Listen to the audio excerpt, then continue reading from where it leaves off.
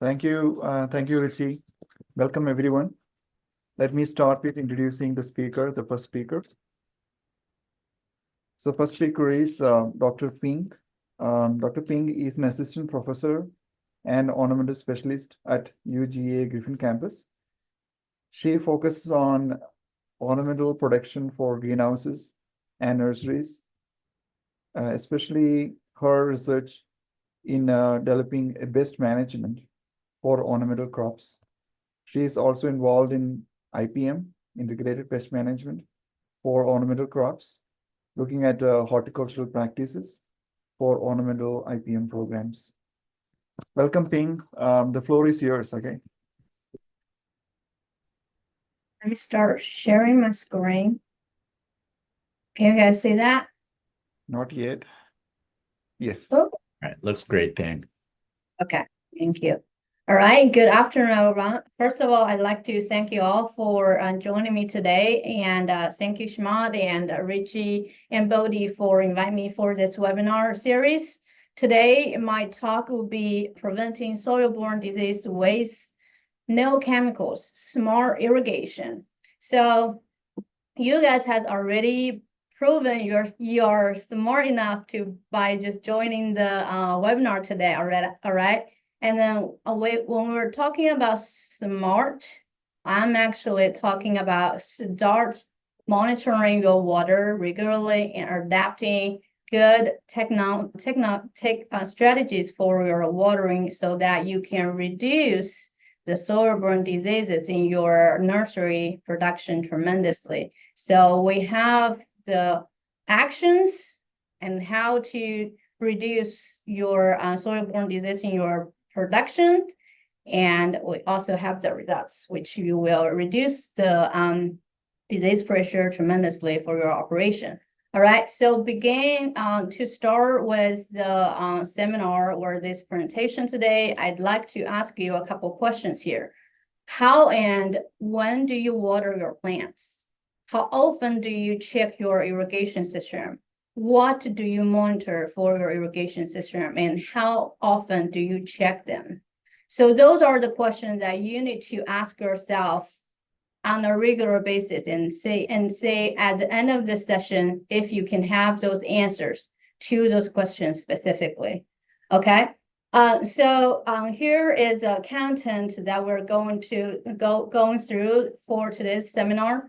We're going to talk about the basics or the introduction for soil-borne diseases in just a couple very common diseases that you would say in container production.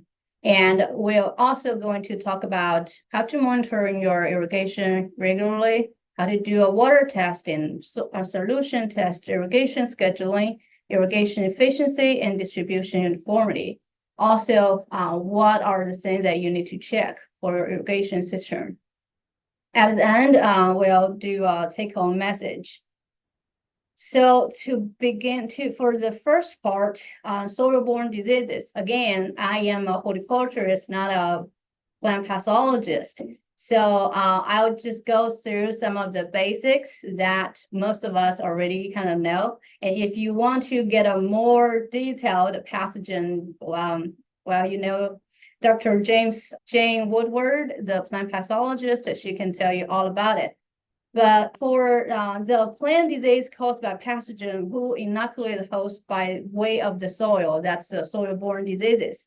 And a lot of times, the most common diseases in container that can be called with the soil-borne diseases, we can say damping off, which caused by Fusarium, Pythium, and Rhizoctonia. And the root rot, Phytophthora, vascular white fungi, and nematodes.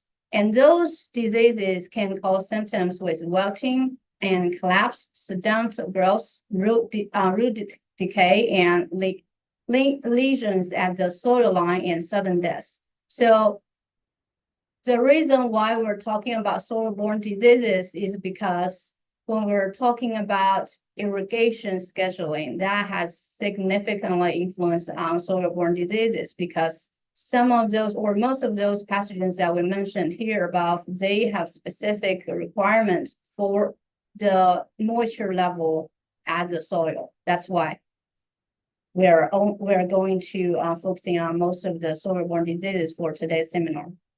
And so how do those diseases start? The most common pathogens, Pythium, Phytophthora, and Rhizoctonia, they occur in wet soils with limited soil drainage, which could be the porosity of your substrates or over altered areas. Generally speaking, how to reduce these diseases in your operation?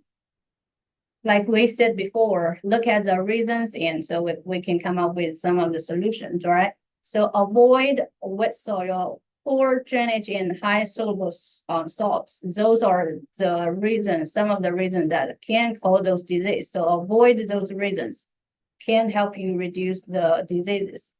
The second one would be incorporating organic matter, good quality compost or compost hardwood or pine bark. This is actually how you can do it in a practical way for preventing or reducing those diseases in your production.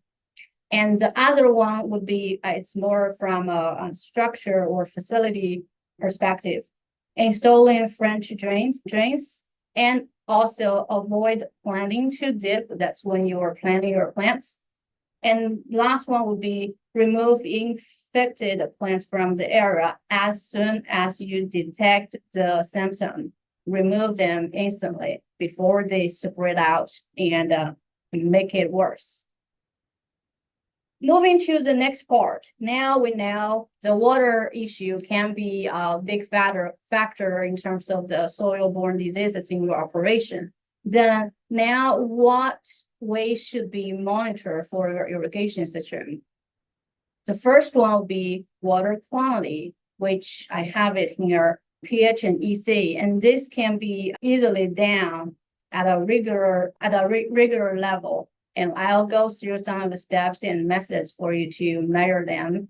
And then the second one would be water quality, how much water that you should be applying to your production.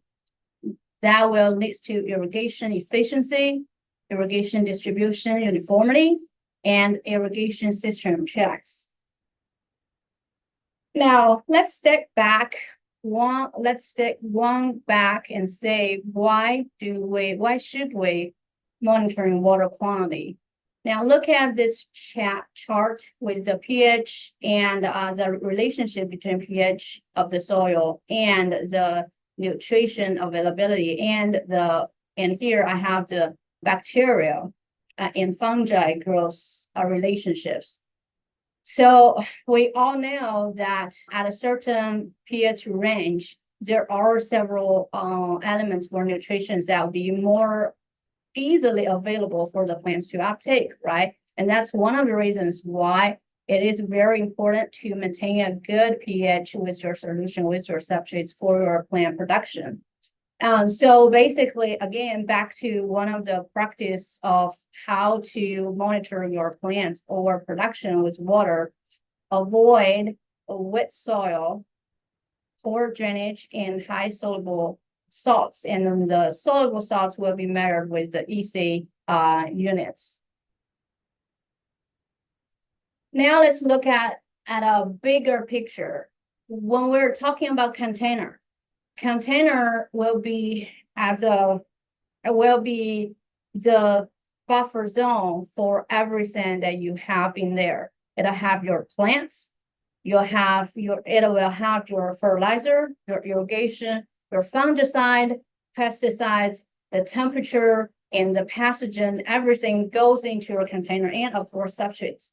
So you want to make sure everything, all of those 4 elements putting into this container will have a balance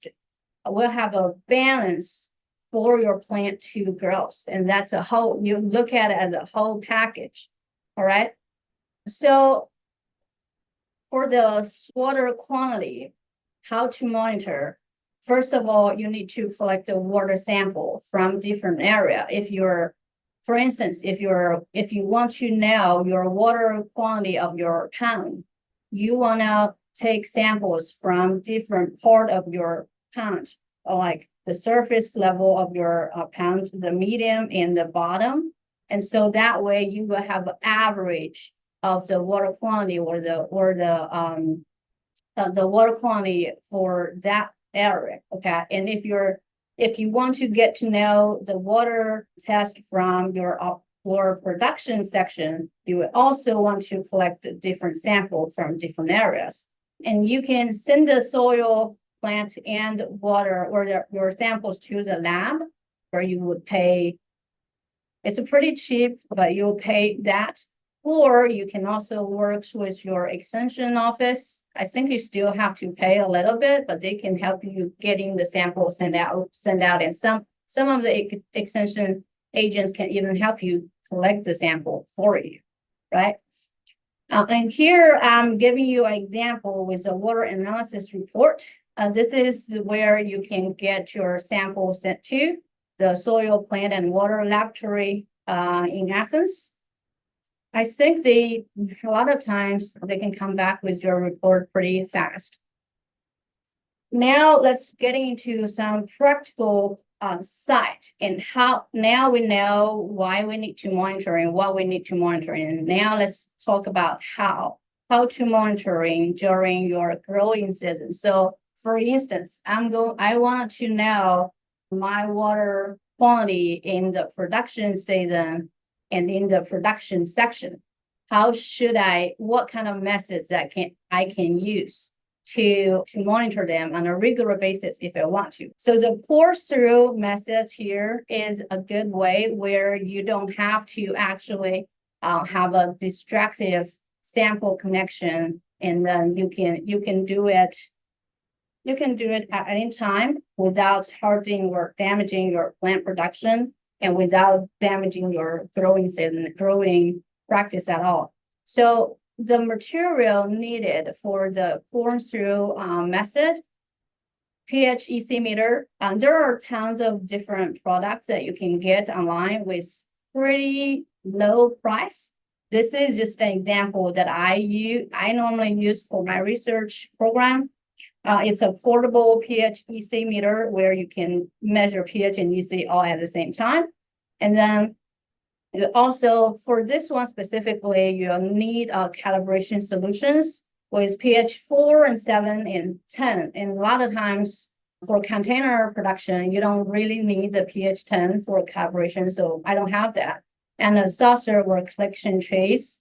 Basically, when you are growing plants, you don't have to have the saucer or collecting trace, anything that can collect the leachate in your operation, it'll work. And irrigation water, measuring cup, pen, and data sheet. Here I have put the data sheet here. You need to have the rips. And here I have 8, but at least you have 3 to 6, or maybe at least 3 rips so that you can kind of have an average of that. That'll make the results statistically more valid. The date and your pH EC measurement, what plants that you measured and which area you get the sample from, right? So steps: calibrate your meter, irrigate your container, of course, choose the representatives, wait 30 minutes, add saucer to collect the leachate, add water to the container to allow the leachate collection. Here, you would normally want to select about 50 milligrams per sample or per plant so that you will get enough solution to collect the data or to measure the pH and EC without super dilute the solution, okay? And then remove your plants back to the area where you get it from and use the pH EC meter to measure the pH and EC of the leachate. Now recording the reading, and of course, after that, you have to analyze it. Here, I'm sending you the whole package, right? And after it showed you how to measure that, and I'm going to show you how to analyze with how to interpret the data or the results. So generally speaking, from the water or pour through method, you will get your pH and EC from your solution or your leachate.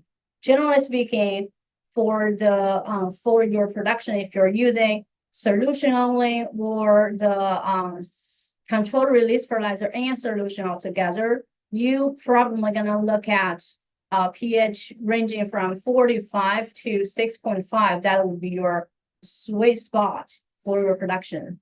And if you are using controlled release fertilizer only, your sweet spot would be the same, okay? But for your e-save, if you have solutions and controlled release fertilizer, your e-save would be a little bit higher, ranging from 800 to 1500. And if you're using a controlled release fertilizer only, you only be looking at the e-save from 500 to 1000.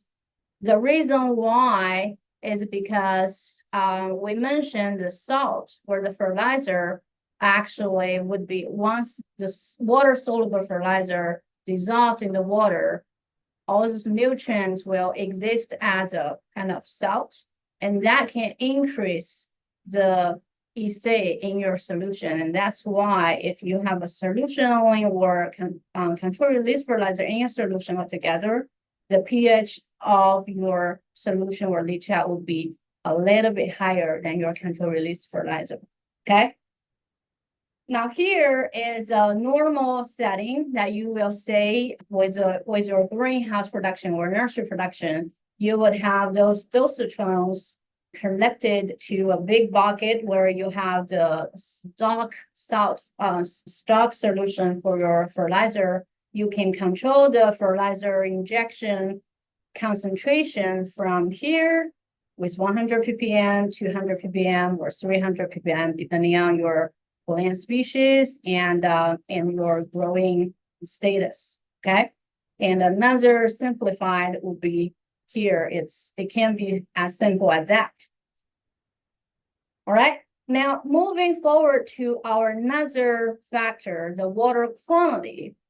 So for irrigation, we need to know how much that you not only the water quality, but also the quantity, right? So here are some of the pictures. If you look at those pipelines, their diameter are different, right? So, and that's the diameter and the pressure will determine the flow and the final deliver of your irrigation system to your plants. So, and a lot of times you will see here, we will have a pressure controller or like in here, it's also a controller where it can actually control the flow of your water into your irrigation line into your end irrigation zone. And so now how do you keeping track of how much water that you applied in your operation? Use a flow meter. So install a flow meter in your operation and keep record. So that way you would know how much water that you would be used for specific season, like for instance, for summer of 2024, of what your size of your operation, so you'll have a better understanding of how much water that you use.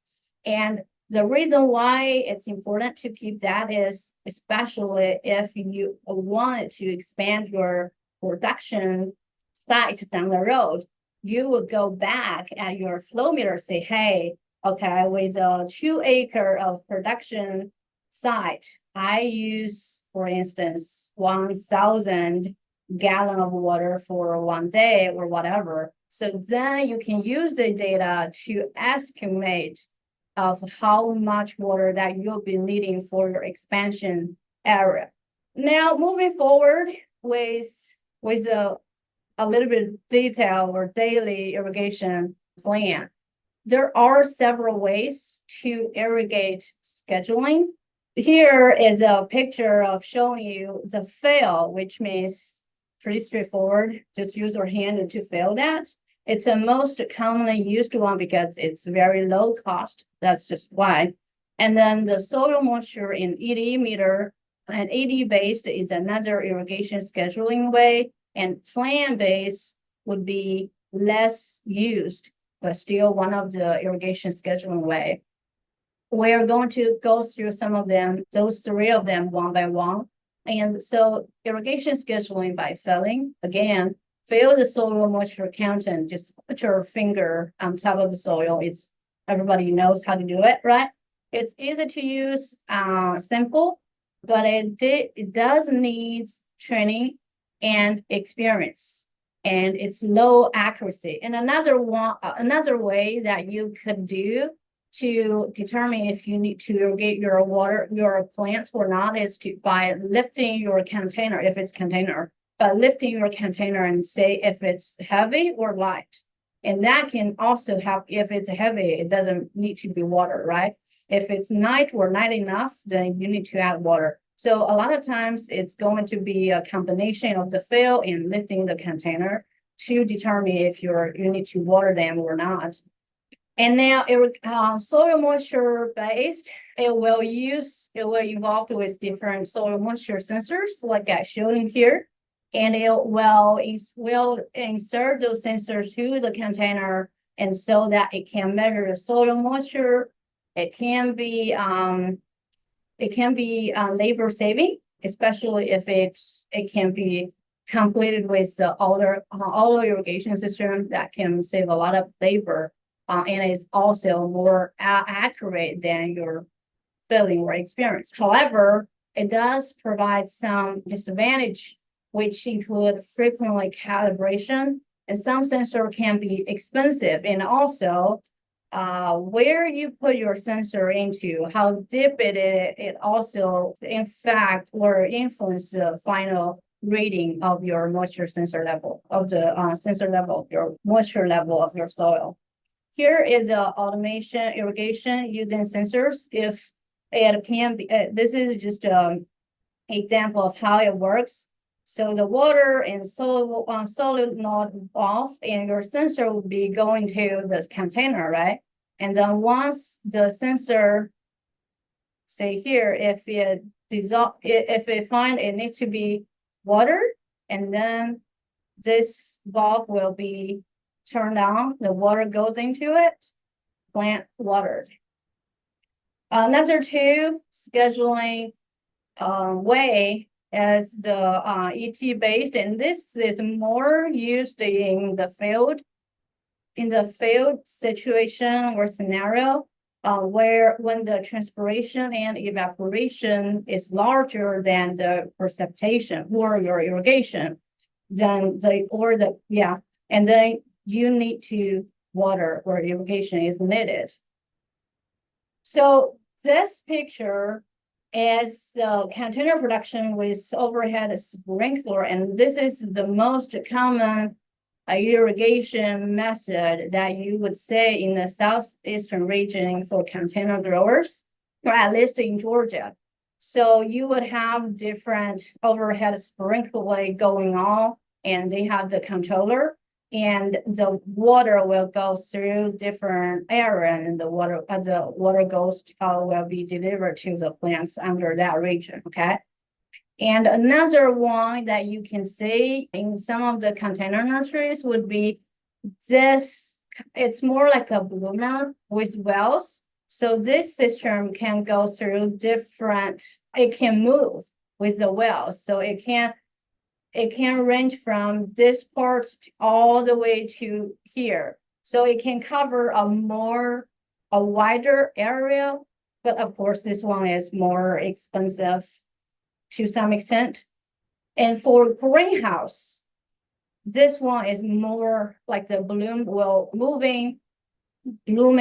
overhead irrigation is more uncommon thing and used.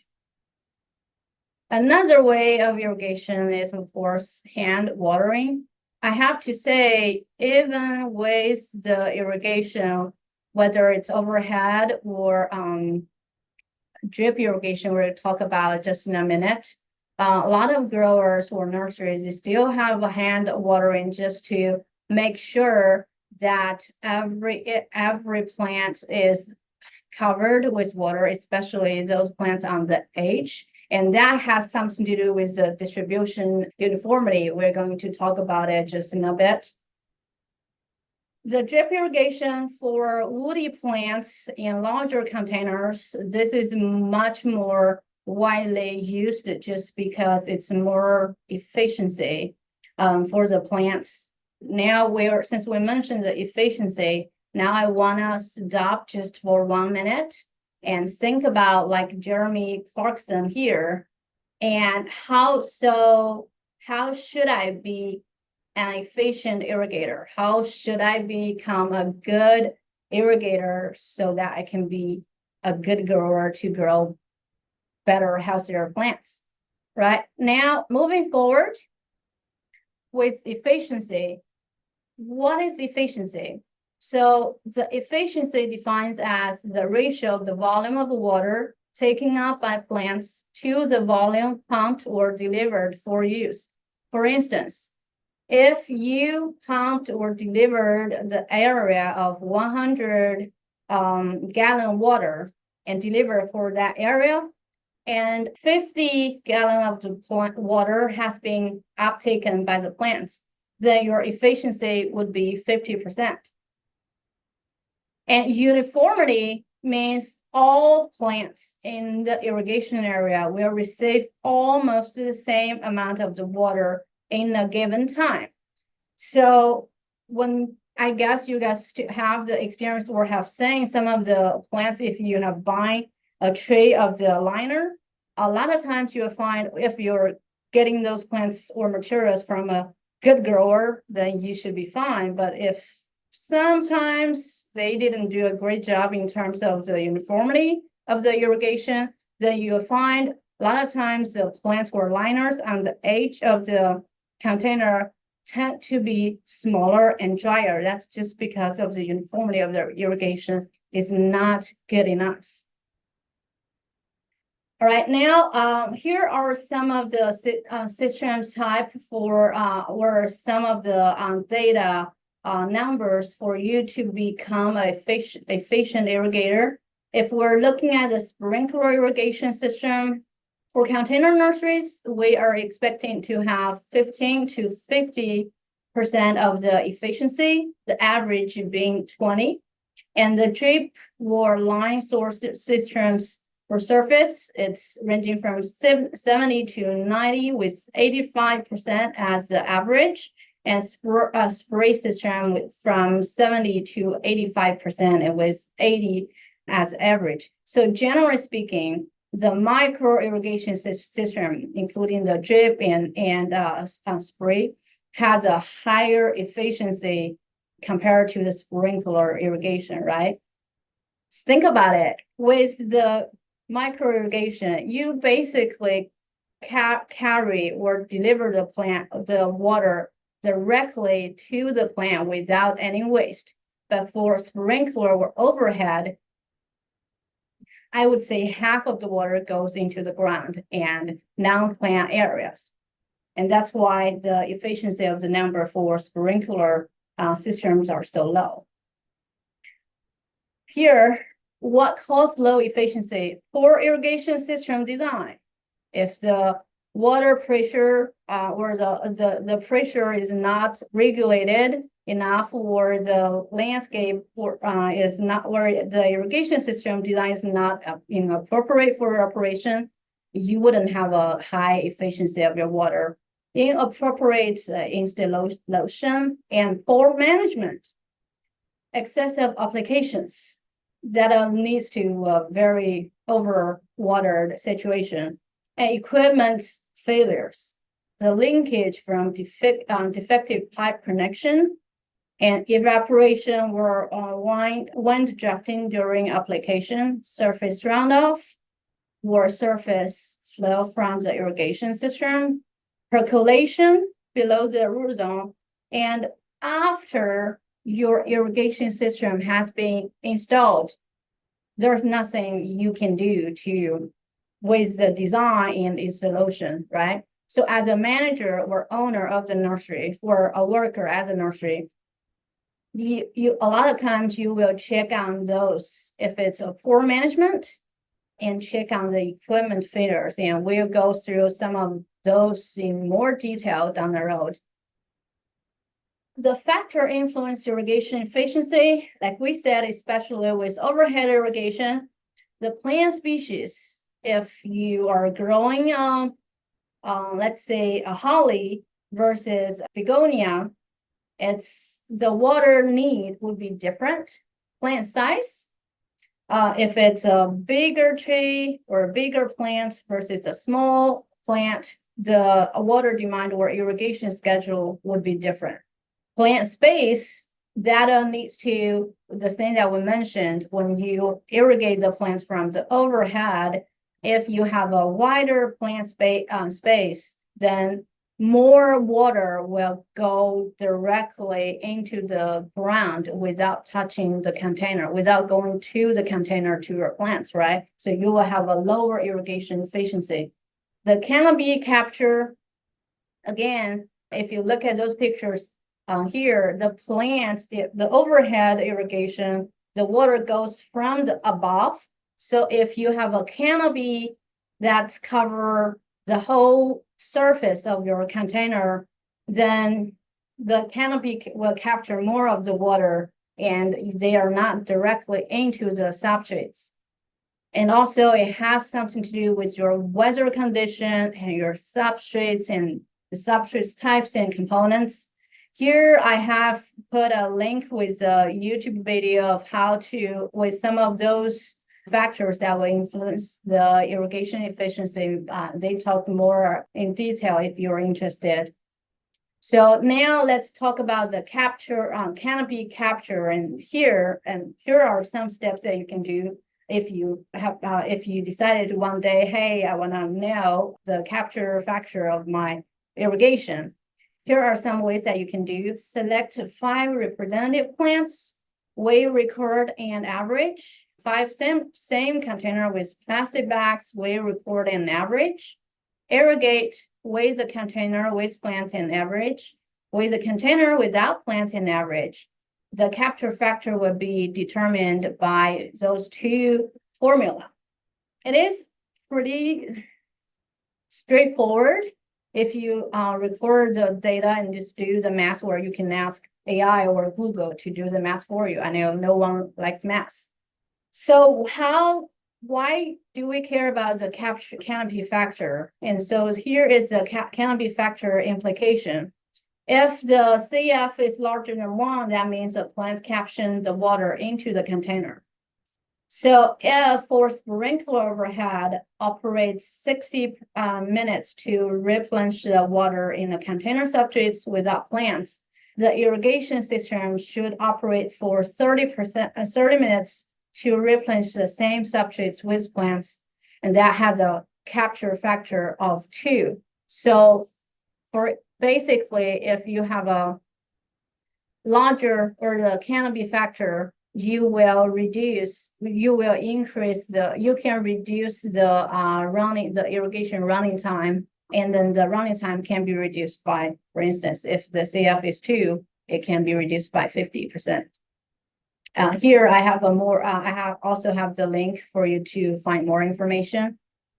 Now, for the irrigation efficiency checks, now we know there are some dysfunction of the irrigation system that we can check to make sure to help us increase the efficiency.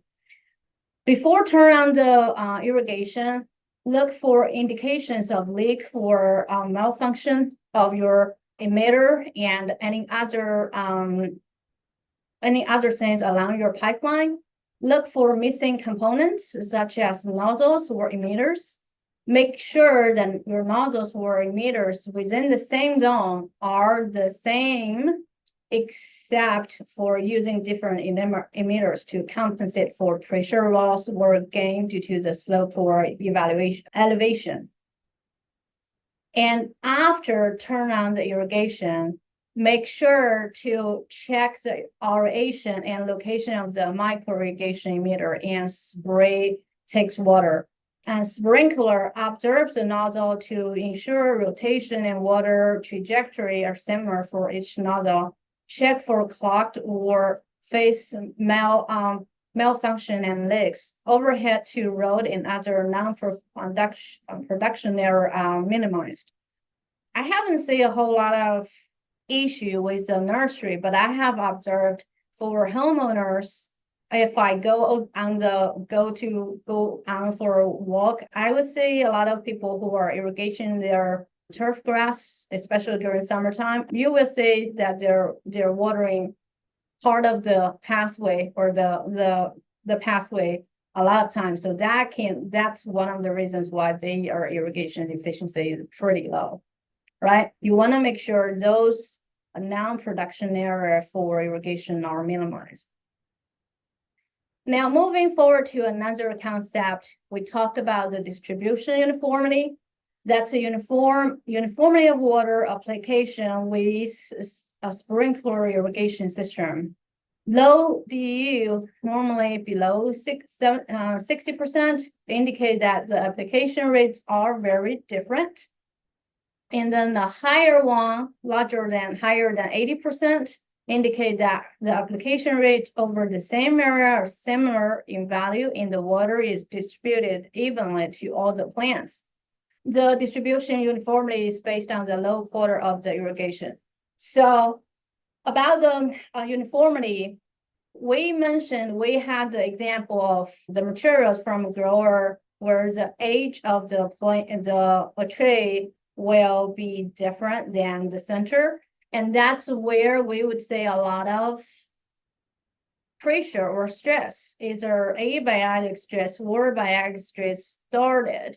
That's one of the reasons why the distribution uniformity is very important for your plant production. So what caused low uniformity? Inadequate selection of delivered pipe diameters, too high or too low operation pressure, inadequate selection of sprinkler heads and nozzles in sprinkler irrigation, inadequate sprinkler overlap, wind, of course, and change in system components such as the pump irrigation or pressure regulation and nozzle clogging. For sprinkler irrigation, how can you measure your uniformity distribution or uniformity? Select a representative area or irrigation zone. Place cups throughout the area. Irrigate early morning or when there is minimum. Measure the water in each cup. And the DU should be 80% or higher. If you're up more than 80%, you are a very good irrigator or grower. And so the formula for the DU is going to be here. This is a more visual way to say the how you measure the uniformity of or distribution uniformity. And another thing you can do on a regular basis is to periodically place the rain and gauge in the container area to measure the irrigation amount. And you want to make sure that your rain gauge is slightly above the container surface. So the take-home message is check your water source regularly to monitor pH and EC. Use flow meter to record the amount of water you are using. Check leaks, clogs, malfunction, missing nozzle or emitter regularly. Check the efficiency and uniformity of your irrigation periodically. Here, I want to give you bonus information with it's a first-hand information that I just learned from Cultivate. We talked about I joined a panel discussion at Cultivate this year, and we talked about the irrigation for dissolved oxygen and the importance of the dissolved oxygen in your irrigation system. So normally in your irrigation system, we would expect dissolved oxygen level ranging from 5 to 8. For greenhouse growers, anything larger than 8 ppm would be better for your plant production. The reason why it is very important for knowing your dissolved oxygen level in your irrigation system is it can actually help you maintain a healthy facility and also help with your plant growth. So like we mentioned, some of the diseases that has something to do with especially the soil-borne diseases we talked about today, they all started with your irrigation, right? And some of your irrigation or the pound water, if they already have something in there, when you deliver those irrigation to your plants, those bacteria or fungi will still in your pipeline go into your plants and impact your plant health. So measuring or monitoring your dissolved oxygen level in your water can help you understand if your water is in good quantity or not. And it can also help with the root respiration rate and root development. There aren't too many research on ornamental production for that perspective. However, there are tons of works has been done with hydroponic system, and a couple of big greenhouse producers, for instance, the Metrolina has done a lot of work in investing the supersaturated dissolved oxygen in their irrigation system to improve their health of their plants and their plant production.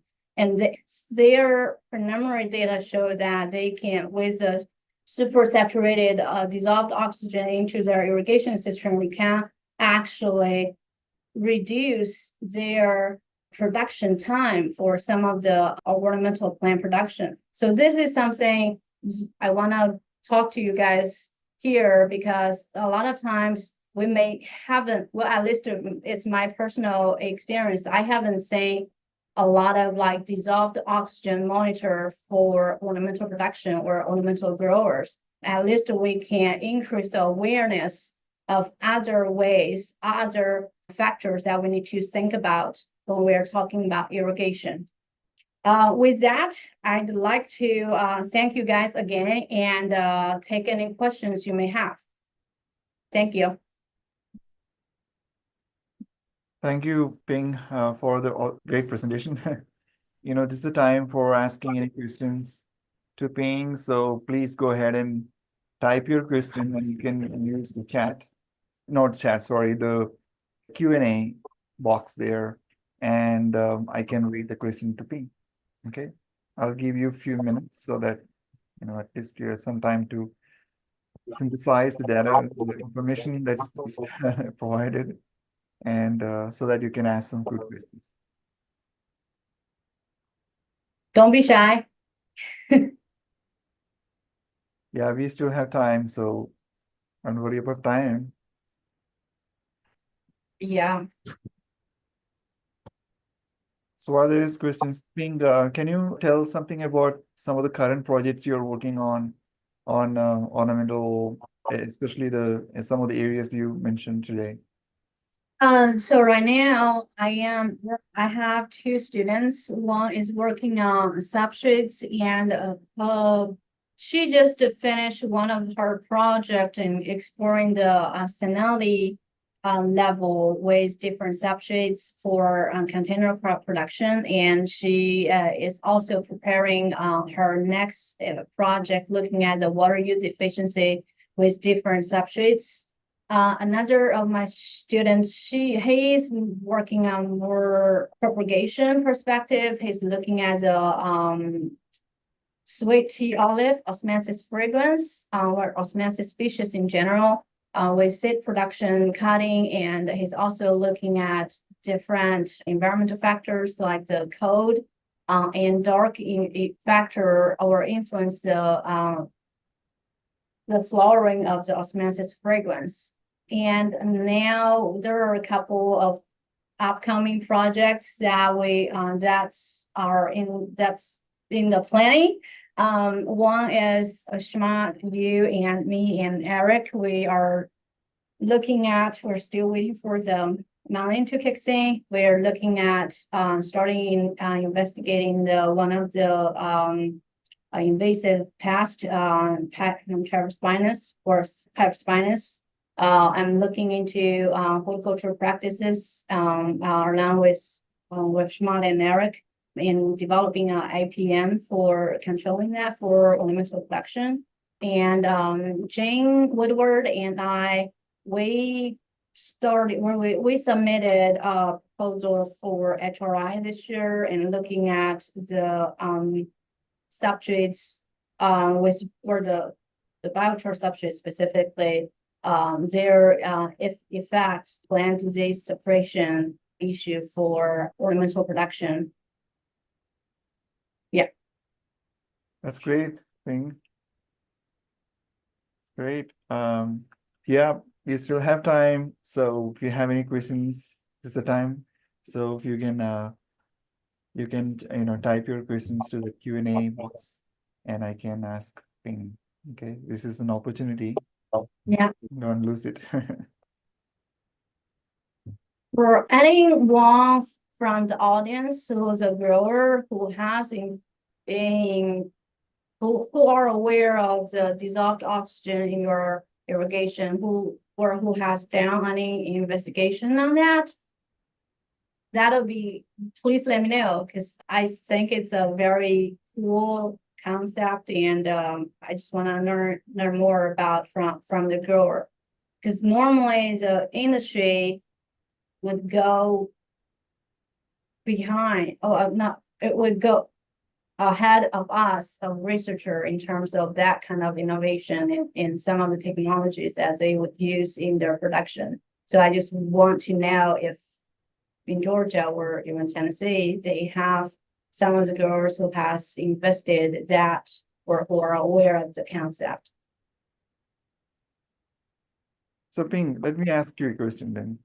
Yeah. So what is say the top two horticultural issue right now in nurseries in Georgia? What are the horticulture issues in Yes. Georgia? Those are not just in Georgia, I guess in Southeastern in general. The water issue would be one, and a lot of growers are looking for different type of substrates for their lawn, and then the ornamental variety, different type of ornamental plants, and then weight management. Well, you're talking about horticultural issue, then weight will be different, and basically irrigation would be the big one, and then come back to substrates and plant variety, or plant selection, fertilizer a little bit, because we don't have a whole lot of flower grower. And then marketing would be something different. So basically those three would be the three main issues that I have identified from the Georgia grower with the horticultural practice or horticultural issues. Very interesting. Yeah, that's I guess every grower has their own issues. They have their priority of issues, but yeah, those are pretty common horticultural issues that I have seen with Georgia.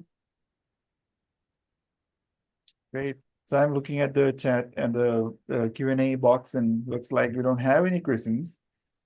That's And great. you're right there. That means your presentation was right on, and all the people understood really well, right? That's great. Thank you. I'll stop sharing now. Right. Thank you so much, Ming. So let's take a 5 minutes break now, and come back.